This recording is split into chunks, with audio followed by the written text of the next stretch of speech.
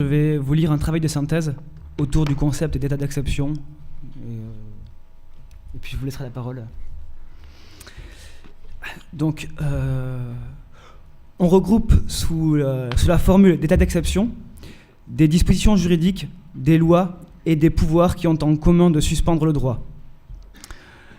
Par exemple, l'article 16 de la Constitution actuelle, aussi appelé pouvoir de crise, permet au président de prendre toutes les mesures exigées par les circonstances en cas de crise grave. L'état d'urgence, dont il sera question demain, est un régime juridique de guerre, puisque créé dans le contexte de la guerre d'Algérie. Comme vous le savez maintenant, il permet un renforcement démesuré des pouvoirs de police, assignation, perquisition, interdiction administrative. Ou encore l'état de siège, encadré par l'article 36 de la Constitution, qui permet le transfert de l'autorité civile vers l'autorité militaire, la création de juridictions militaires, donc de tribunaux spéciaux, et l'extension des pouvoirs de police. On peut aussi citer le plan Vigipirate, qui avait été pensé comme une réponse exceptionnelle à des menaces spécifiques. Il s'est installé dans le paysage comme un instrument permanent. Donc, comprendre cette idée de suspension du droit. L'État qui garantit la sécurité est un État qui est obligé d'intervenir dans tous les cas où la trame de la vie quotidienne est trouée par un événement singulier ou exceptionnel. Du coup, la loi n'est plus adaptée. Il faut donc mettre en place ces espèces d'interventions extralégales. L'état d'exception n'est donc pas un droit spécial comme le droit de guerre. En suspendant l'ordre juridique, l'état d'exception montre la limite du droit. La suspension du droit, qu'il opère en menant une action extralégale, ne signifie pas l'abolition du droit. Dans cette situation exceptionnelle, le droit existe toujours, il est simplement impuissant. Dans une situation qualifiée d'exceptionnelle, donc qu'il s'agisse de catastrophe naturelle ou d'une attaque terroriste, celle-ci est qualifiée la plupart du temps par le pouvoir. L'État est prêt à tout pour protéger sa population. D'ailleurs, il interviendra avec tous les moyens qu'il faut, sans tenir compte de ces vieilles habitudes que sont les lois ou les jurisprudences. Avec des conditions d'application vagues et des notions sujettes à l'interprétation, comme nécessité, urgence, besoin impérieux, péril grave, l'état d'exception se situe déjà dans un au-delà du droit. Une des portes vers cet au-delà est la notion de nécessité, qui est une notion limite du droit. D'un côté, dans une situation extrême, on enfreint la loi, on enfreint la règle, mais dans le même mouvement, la nécessité efface l'infraction puisqu'elle se substitue à la loi. Nécessité fait loi. Toutes ces formules d'application de l'état d'exception ne caractérisent pas des phénomènes précis et circonscrits à des contextes.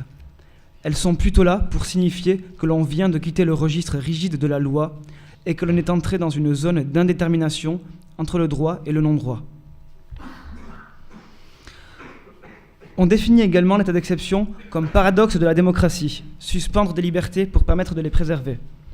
Manuel Valls déclare en décembre 2015 « L'état d'urgence est là pour protéger nos libertés ».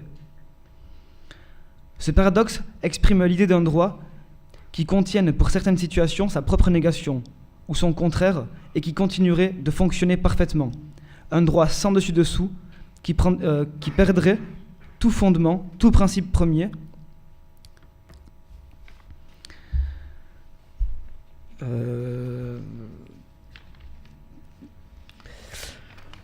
Pouvoir répondre. Je me perds. Une sorte de droit flottant, oui, en quelque sorte, qui au gré du vent, c'est-à-dire des événements, pourrait affirmer une chose et son contraire. Pouvoir répondre à l'intégralité des possibilités, un droit omnipotent. Il est nécessaire de s'arrêter une minute sur cette idée d'un droit qui pourrait absolument tout, qui dépasserait les contradictions et qui s'adapterait à chaque nouvelle situation. Il nous semble que cette idée de droit est un mythe véhiculé par le pouvoir, mais que la logique qui est à l'œuvre et qui sous-tend ce mythe d'un droit total, elle est bien réelle. Cette logique correspond à une nouvelle forme de rationalité décrite dans l'invitation à ces séminaires comme gouvernance économique.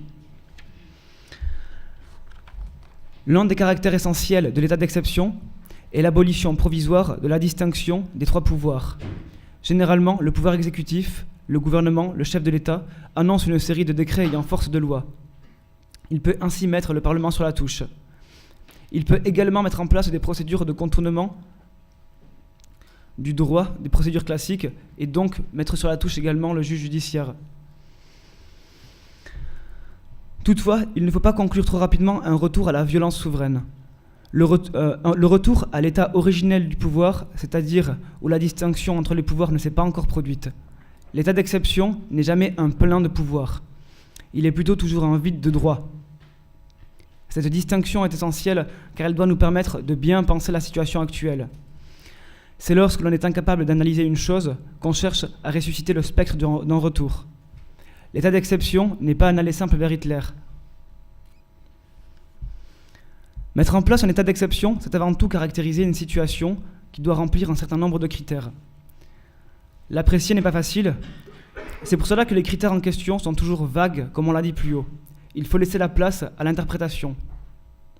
Mais pourquoi ? Puisqu'après tout, on pourrait énumérer sans fin les différentes situations de crise ou d'urgence et les modalités que l'on souhaite pour chacune. Si les critères de mise en application de tout état d'exception sont volontairement vagues et imprécis, c'est que le choix de les mettre en application est toujours un choix politique.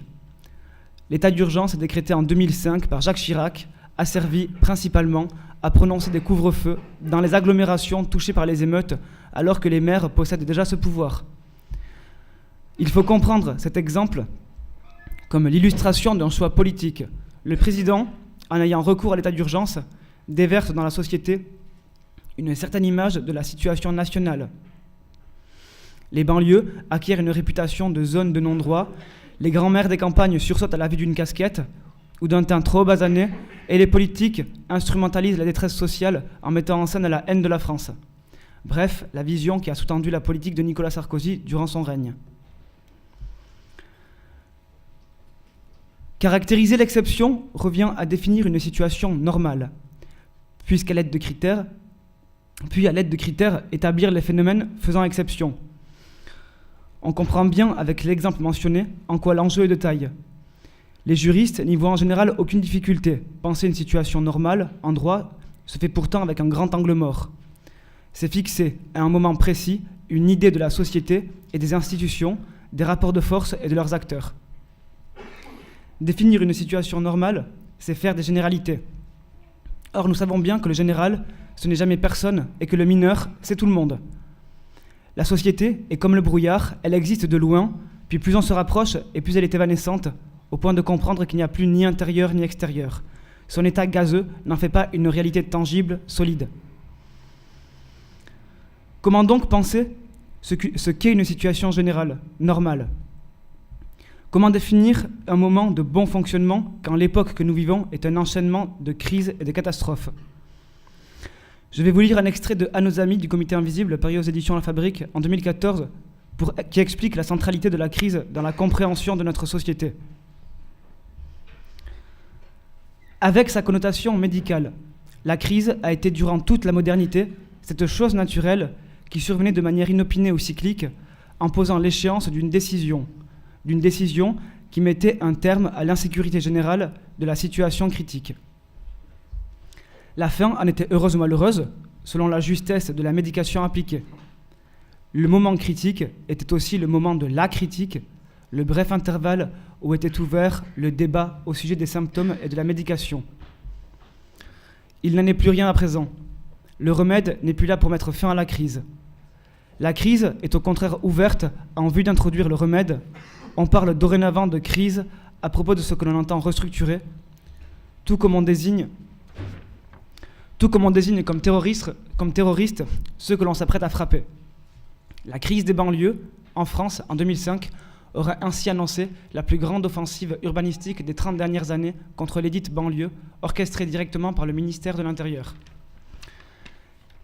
C'est de n'avoir pas compris que la crise n'était pas un fait économique, mais une technique politique de gouvernement, que certains se sont ridiculisés en proclamant à la hâte, avec l'explosion de l'arnaque des subprimes, la mort du néolibéralisme. Nous ne vivons pas une crise du capitalisme, mais au contraire, le triomphe du capitalisme de crise. La crise signifie « le gouvernement croit ». Elle est devenue l'ultima ratio de ce qui règne. La modernité mesurait tout à l'aune de l'arriération passée à laquelle elle prétendait nous arracher. Toute chose se mesure dorénavant à l'aune de son proche effondrement. Chaque fois que l'on allonge le temps de cotisation des salariés français, c'est au prétexte de sauver le système des retraites. La crise permanente et omnilatérale n'est plus la crise classique, le moment décisif. Elle est au contraire fin sans fin, apocalypse durable, suspension indéfinie, différement efficace de l'effondrement effectif, et pour cela, état d'exception permanent. La crise actuelle ne promet plus rien, elle tend à libérer, au contraire, qui gouverne de toute contrainte quant aux moyens déployés.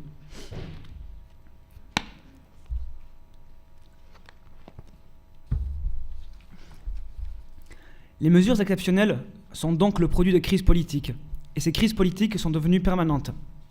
Une politique d'exception, c'est-à-dire une politique qui répond à une crise, se met en place autour d'une juridiction d'exception, mais ne s'arrête pas là. Suivant cette logique, il permet l'introduction dans le droit de possibilités dérogatoires, de contournement du droit, des suspensions. C'est là qu'il passe d'une politique d'exception à une politique de l'exception. La privatisation de la sécurité, intérieure et extérieure, relève du détournement de l'état de droit. Il s'agit en effet d'un transfert de pouvoirs régaliens, ceux de la police et de l'armée, en dehors de l'État. Les dérogations sont différentes. Les procédures dérogatoires au droit commun, les circuits parallèles de contournement de l'état de droit ne sont généralement pas provisoires. Ils deviennent beaucoup plus facilement permanents que les mesures impliquant la suspension de l'état de droit. Ainsi, on peut citer les votes successifs des lois antiterroristes qui, depuis le 11 septembre 2001, ont accru le spectre de l'action policière et diminué drastiquement le rôle de la défense tout au long de la procédure judiciaire. Nous disons que l'état d'exception polarise la manière de gouverner. Il en est le ressort principal. L'état d'exception forme, avec les lois antiterroristes et le glissement des pouvoirs vers l'exécutif, une nouvelle manière de concevoir la politique. Cette nouvelle manière est interventionniste. Intervenir devient le geste politique par excellence, le geste qui décide, le geste qui tranche. L'important étant d'intervenir et non le contenu de l'intervention. D'où l'obsolescence des clivages politiques traditionnels. D'où également le fait que l'état d'urgence n'a pas été mis en place pour combattre le terrorisme.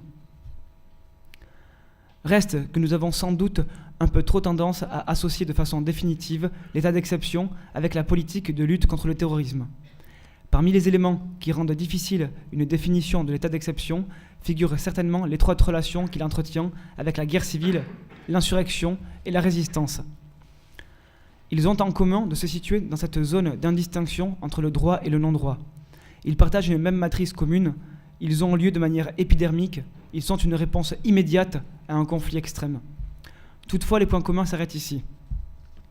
Dans l'état d'exception, cette zone d'indistinction entre le droit et le non-droit doit être comprise comme une tentative d'intégrer la vie au droit. Ce faisant, son action prend inévitablement en charge la vie même des gens, créant ici de nouvelles catégories, amenant là une nouvelle vision de la société. L'état d'exception permet d'opérer des sorties sur un terrain qui n'est généralement pas le sien. Il tente sans cesse de capturer la dimension éthique de la vie, de la modeler à son avantage.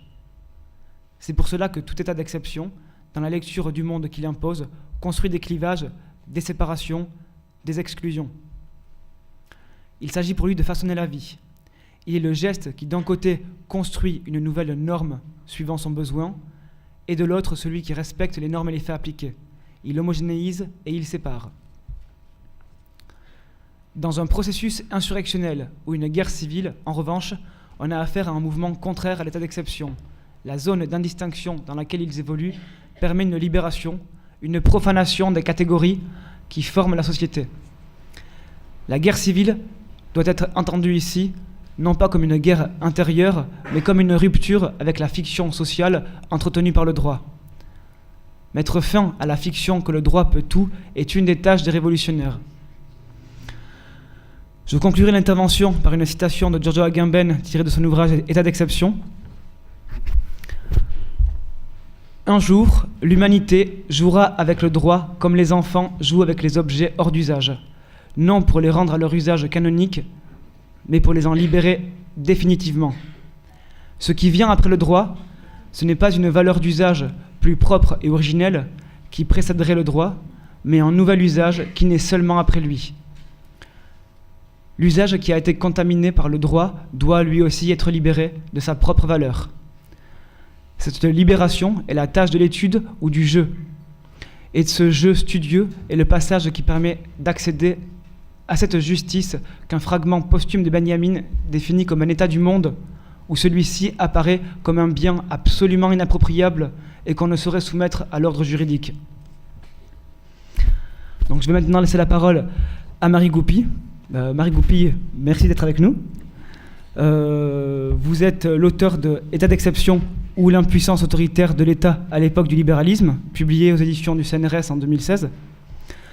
Vous êtes directrice de programme au Collège international de philosophie, maître de conférences à l'Institut catholique de Paris et chercheuse associée au Sophiapol, qui est une unité de recherche transdisciplinaire. Je ne me risque pas à présenter plus avant votre intervention et je vous laisse la parole tout de suite.